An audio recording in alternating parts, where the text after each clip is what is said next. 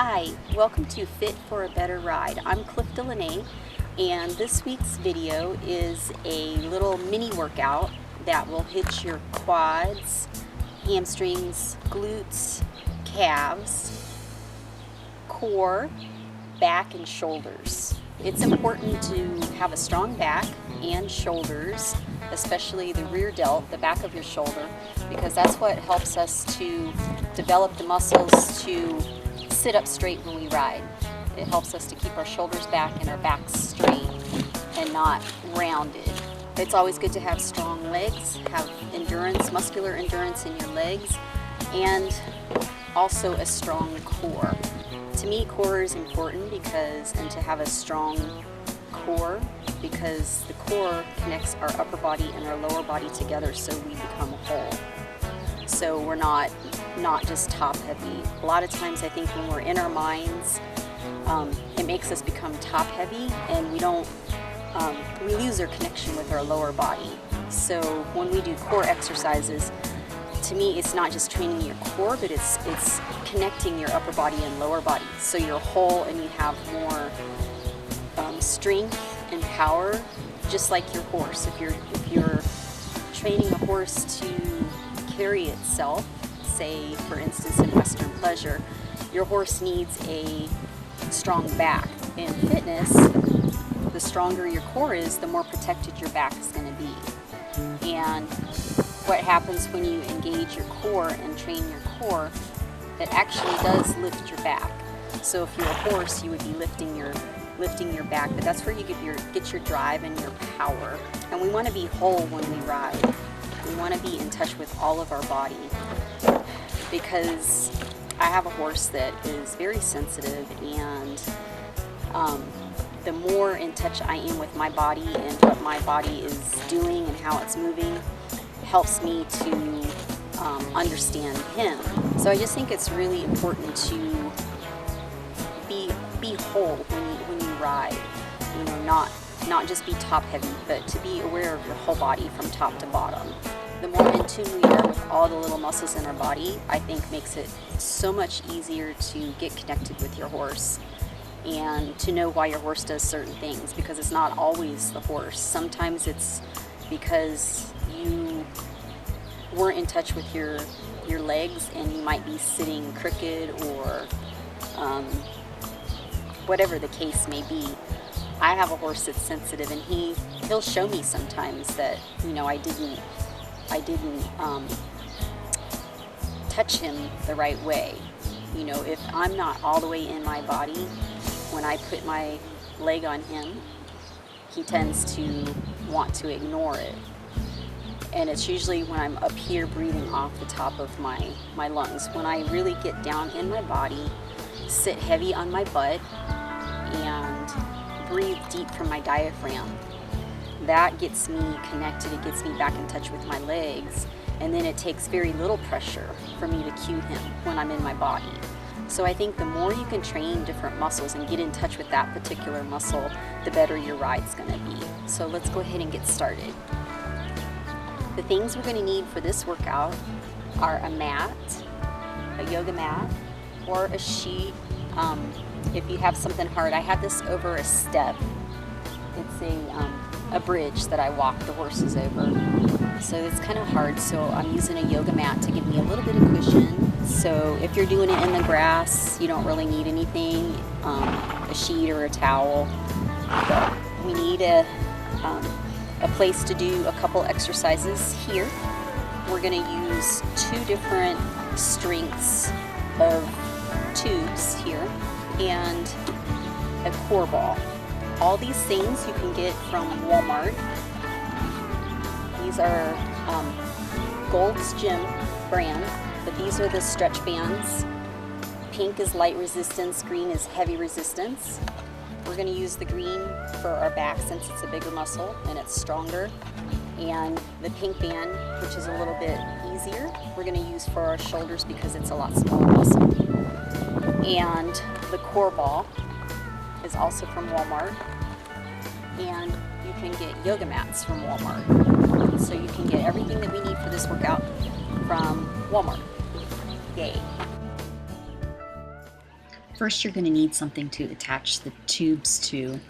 So I used a ring that I usually have my Aussie tie ring on. You don't need that though. You just, anything that is sturdy that will hold the tubes when you pull. You don't want something flimsy because you don't want to fall over. So you can even wrap it around a post or a pole, anything that's sturdy so when you pull on it, you're not going to fall over. So we're going to squat while we're doing our back row. So we're working our quads, glutes, hamstrings, and as we pull back, we're going to work our back. So you're going to squat. Depending on how far away you get or how close you get, if your space is limited, you would just, if you need to make it harder, you would just grab up on the tube more. If you need to make it easier, just down here. And this might be too hard for some. You might want to use the pink one for this one too. Just go by your own fitness level. Try to squat as deep as you can. The deeper you can squat, the more you're going to pull in your butt and your hamstrings. And on this one here, you want to think of pulling your elbows back and your shoulders back. You want to think of pinching your shoulder blades together. So when your elbows get back to a certain point, you're thinking of pulling your whole upper arm back together so it squeezes your shoulder blades, because you're trying to work the upper part of your back, which is what gives you strength to sit up straight. And again, the deeper you can squat with these, the more you're going to pull in your butt and your hamstrings in addition to your quads. And this is the next exercise here. I like to stand this way. It allows me to angle my body back more. At the end of this, you'll see another stance that you can do. But this is for the back of your shoulders. This also helps you to pull your shoulders back and keep your shoulders back. And as you can see here, you want to think of your arm as a lever and it's locked in place and your elbows stay up. And think of pulling your elbows back and kind of out and back. This is the other stance that you can do, just both legs together. And you still do the exercise the same way, you just are standing a little differently. And this one is for the side of your shoulders. This is what gives you that nice round cap to your shoulders. And it can be a little tricky until you get the hang of it. If you can't lift all the way up, that's 7, 8, 9, 10. You can just stay right here off the bottom. You don't have to lift all the way up in order to get this part of your shoulder. A lot of times if you're struggling too hard and trying too hard to bring it too high, a lot of times we pull in our traps and our neck and this gives out and starts to burn before our shoulders do. So the main thing to keep it here is to have a slight bend in your arm and think of leading with your elbow, and you're basically pushing your elbows out. So I'm not letting my elbows drop. I'm doing it this way. My elbows are out. So they're not in, they're out.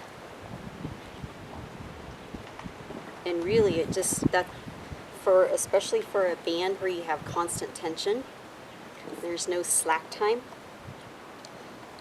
If you're doing that, you're going to feel it. You don't have to come all the way up. So if you're tall and holding it at the end and it's too hard to pull all the way up, just do little short ones. The main thing is you're locking your arm in position. So this isn't moving. This isn't moving. It's locked in place. It's like a lever, and then it all moves as one. Out. You're thinking of pushing your elbows out. So this is where you want to feel. If you're not feeling there, your elbows are probably in the wrong spot. I'm short, I'm 4'11".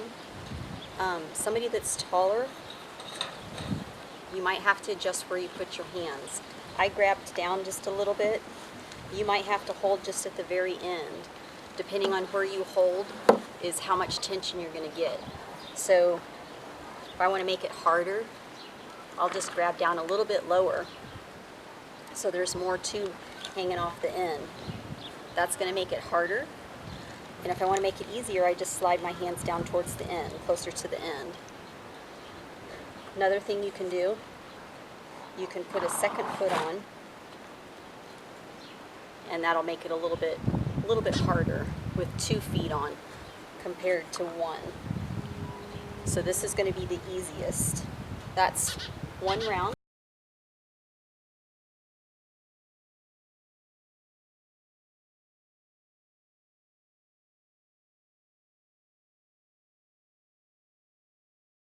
We're moving on to the next 3 exercises, and they are focusing on core, glutes, and calves and cardio.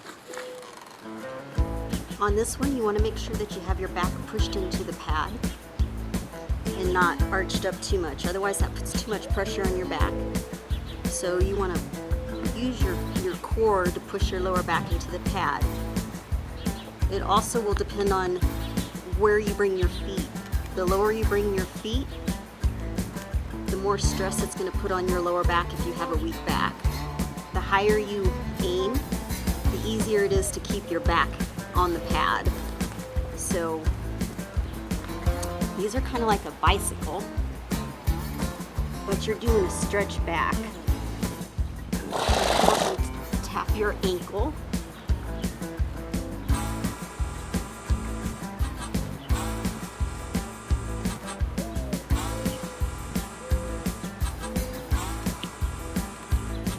So you're never going back and resting.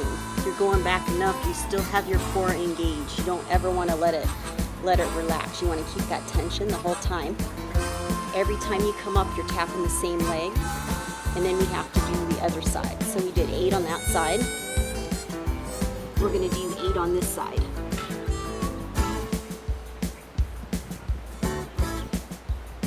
Make sure you're getting a good stretch back.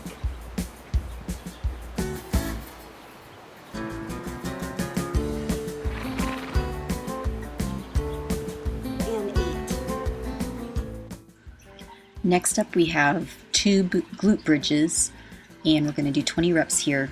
These are really good for your glutes, and you can use a tube for extra resistance. You put it across your waist, and however hard you want to make it, you can tighten up on the tube or loosen it a little bit.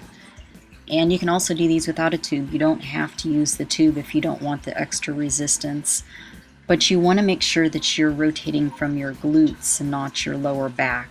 You shouldn't feel your lower back at all. If you are, sometimes that means that you're trying to push your hips up too high and you're going past where your glutes are and you're pulling in your lower back. So you should really just feel your glutes and your hamstrings. And you want to make sure when you're going down, you're not going down to rest. You're just going to tap and go right back up. That way you keep constant tension on your glutes.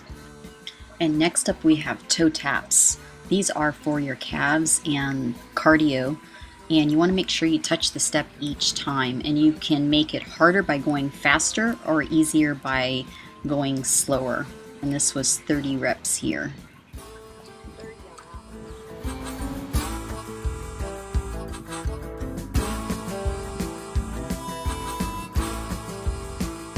Okay, that's our workout for today. I hope you guys like it. I hope you guys try it. If you do, you can show your support by giving me a thumbs up and commenting below. Let me know if you tried it, if you like this video, if you like the idea of this channel, and if you want to see more videos like this. And I hope you guys have a great day. If you haven't subscribed to Fit for a Better Ride, please subscribe. And we are also on Facebook. We have a Facebook page. Just look us up, Fit for a Better Ride. There'll be 2 Fit for a Better Rides. One is the page and one is a group. I haven't started the group yet, so make sure you go to the page and like the page and I'll see you guys next time. Bye.